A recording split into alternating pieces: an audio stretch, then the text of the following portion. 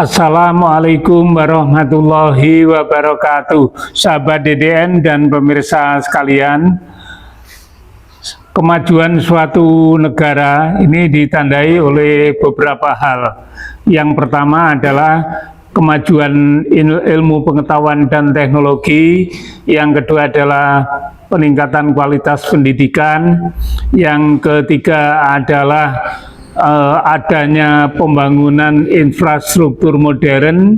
Yang keempat adalah budaya yang berkembang. Yang kelima adalah pertumbuhan ekonomi. 5 hal itulah yang akan menjadi patokan dari ukuran saat ini yang dapat dikatakan bahwa negara itu maju atau belum maju. Nah, ini. Nah, kemudian marilah kita perhatikan sekarang bahwa bagaimana kita akan memilih antara kemajuan dan kesejahteraan.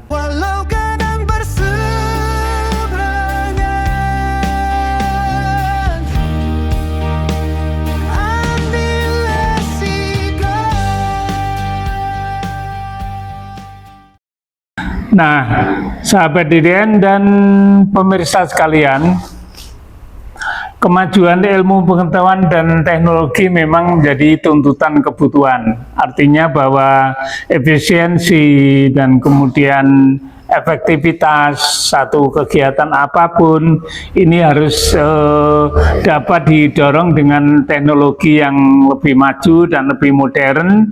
Nah, sehingga akan terjadi efektivitas dan efisiensi. Akan tetapi dari kemajuan teknologi yang seperti itu, apa dampak yang akan terjadi?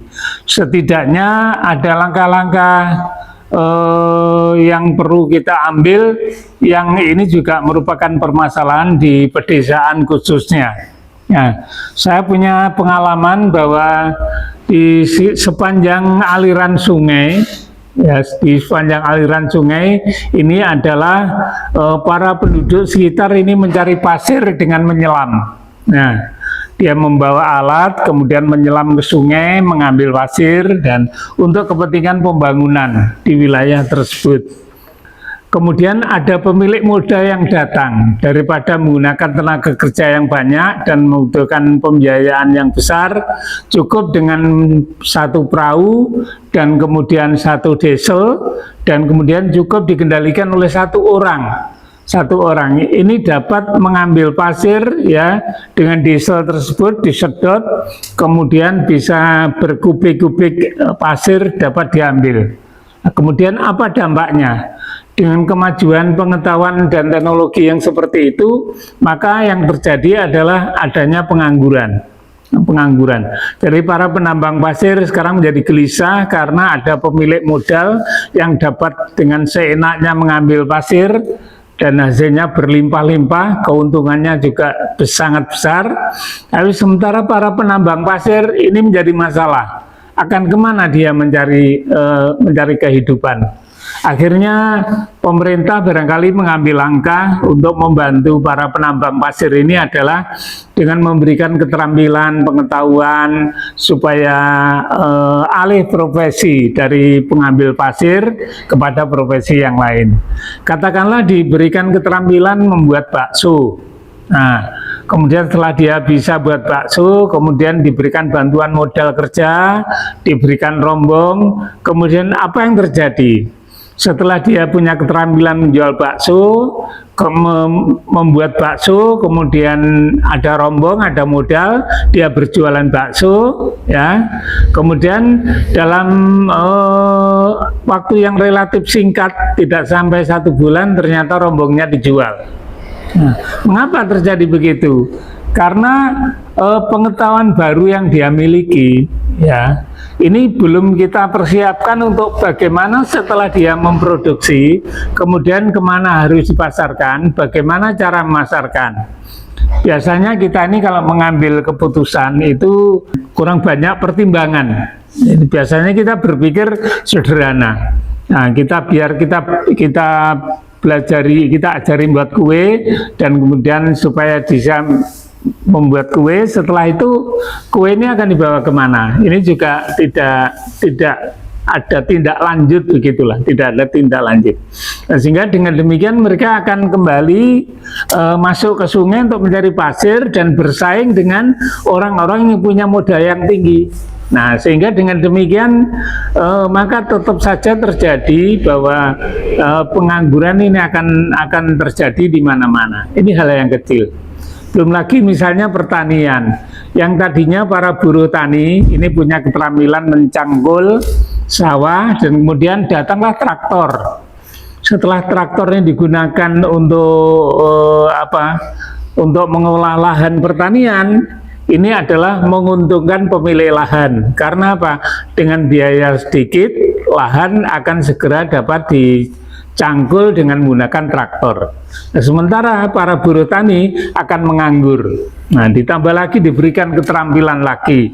Nah, dengan keterampilan yang ada ini tidak cocok dan tidak sesuai dengan profesi awal yang sudah digeluti bertahun-tahun. Sehingga masalahnya kembali lagi bahwa apapun modal yang diberikan, keterampilan yang diberikan, dia akan kembali permasalahan yang dihadapi ini akan kembali bahwa bagaimana profesi yang lama ini bisa dikerjakan.